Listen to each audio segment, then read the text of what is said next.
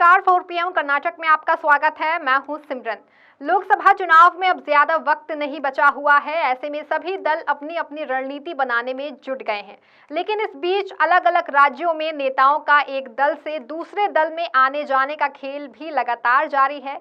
इस बीच कर्नाटक में भारतीय जनता पार्टी की मुश्किलें खत्म होने का नाम ले ही नहीं रही हैं।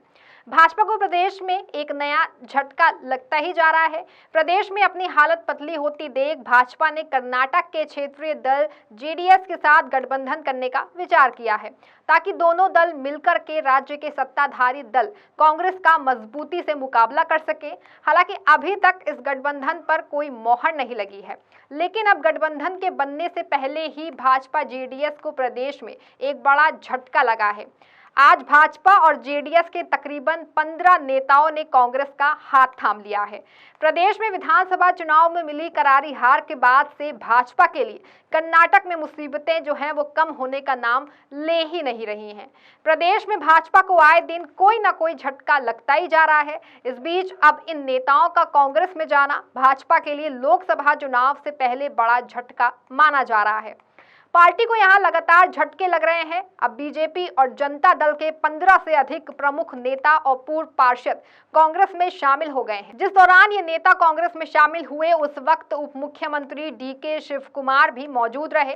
जानकारी के अनुसार कांग्रेस का हाथ थामने वाले नेताओं में पूर्व पार्षद एल श्रीनिवास, अंजनप्पा, एच सुरेश, वेंकट स्वामी नायडू, नारायण, रामू बालन्ना, कबड्डी बाबू और एम नागराज जैसे नाम हैं। बेंगलुरु में पार्टी कार्यकर्ता के भारत जोड़ो ऑडिटोरियम में आयोजित इस कार्यक्रम में डीके शिव कुमार ने सभी को कांग्रेस का झंडा दिया और पार्टी में उनका स्वागत किया। चुनाव के बाद ये कांग्रेस की तीसरी बड़ी कामयाबी है। दरअसल इससे पहले बेंगलुरु में यशवंतपुर और आरआर नगर निर्वाचन क्षेत्र से भी भाजपा और जेडीएस के कई बड़े नेता कांग्रेस में शामिल हो चुके हैं। भाजपा और जेडीएस के नेताओं के लगातार कांग्रेस में शामिल होने से कांग्रेस में काफी उत्साह का माहौल है। इन नेताओं के शामिल होने पर भाजपा पर निशाना साधते हुए कर्नाटक सरकार में उप मुख्यमंत्री और प्रदेश में कांग्रेस के दिग्गज नेता डीके शिव कुमार ने कहा है कि बीजेपी अपने नेताओं के साथ अच्छा व्यवहार नहीं कर रही है और यही वजह है कि वहां से कई नेता यहां आ चुके हैं। पन्ना-भनगढ़ निर्वाचन क्षेत्र के भाजपा और जेडीएस नेता जिन्होंने बेंगलुरु नगर निगम में सत्ता हासिल करने के पीछे एक बड़ी ताकत के रूप में काम किया, पार्टी के गलत व्यवहार की वजह से ही कांग्रेस में आए हैं। वहीं 2024 में होने वाले लोकसभा चुनाव में पार्टी की बड़ी जीत की बात करते हुए deputy CM DK Shivakumar ने कहा कि कांग्रेस अगले साल होने वाले लोकसभा चुनाव में अच्छा प्रदर्शन करेगी। मैं विधानसभा चुनाव में अपनी संख्या को लेकर बहुत ज्यादा कॉन्फिडेंट हूं।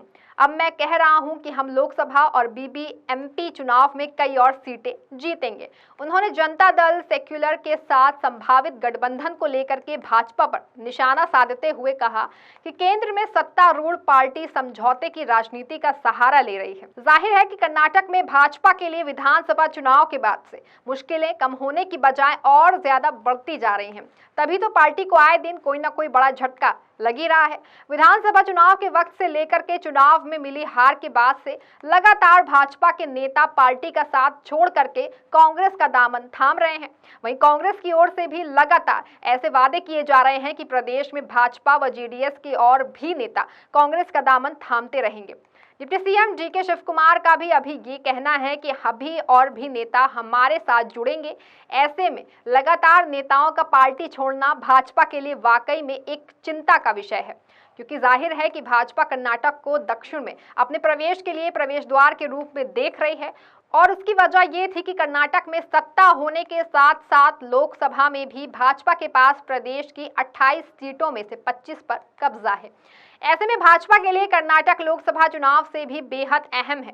लेकिन अब प्रदेश में सरकार जाने के बाद से जिस तरह से पार्टी को झटके पर झटके लग रहे हैं और उसके अपने ही नेता उनका साथ छोड़ के कांग्रेस में शामिल हो रहे हैं, इससे भाजपा के लिए लोकसभा चुनाव में कर्नाटक में पकड़ मजबूत बनाए रखना मुश्किल होता ही जा रहा है। और यही वजह है कि भाजपा अब कर्नाटक में गठजोड़ की रणनीति करने को भी तैयार हो गई है। इसके लिए पार्टी प्रदेश की क्षेत्रीय पार्टी जेडीएस से समझौता करने जा रही है। हालांकि अभी तक दोनों दलों के बीच सीट बंटवारे को लेकर के सहमति नहीं बन पाई है, लेकिन उम्मीद है कि भाजपा और जेडीएस के बीच लोकसभा चुनाव से पहले समझौता जरूर हो जाएगा। क्योंकि ये समझौता वर्तमान समय में भाजपा और जेडीएस दोनों के लिए ही बेहद महत्वपूर्ण है। क्योंकि एक और विधानसभा चुनाव में मिली हार के बाद भाजपा को प्रदेश में लगातार झटके लग रहे हैं और 24 में बाकी राज्यों में भी भाजपा की स्थिति डामाडोल लग रही है। यही वजह है कि भाजपा अब किसी भी तरह से कांग्रेस का मुकाबला करने के लिए गठबंधन को तैयार है। तो वहीं दूसरी ओर और भी प्रदेश में किंग मेकर की भूमिका करने वाली देवगौड़ा की जेडीएस भी इस समय प्रदेश की राजनीति में अपना वर्चस्व खोती जा रही है। इसीलिए जेडीएस के लिए भी भाजपा जैसे दल के साथ ये गठबंधन बेहद अहम है। फिलहाल अभी तक दोनों के बीच समझौता नहीं हुआ है, लेकिन उससे पहले भाजपा और जेडीएस को लगा ये बड़ा झटका दोनों के लिए काफी चिंता का विषय है। इस खबर में फिलहाल बस इतना ही। ऐसी बड़ी खबरों से जुड़े रहने के लिए देखते रहें 4 PM कर्नाटक। धन्यवाद।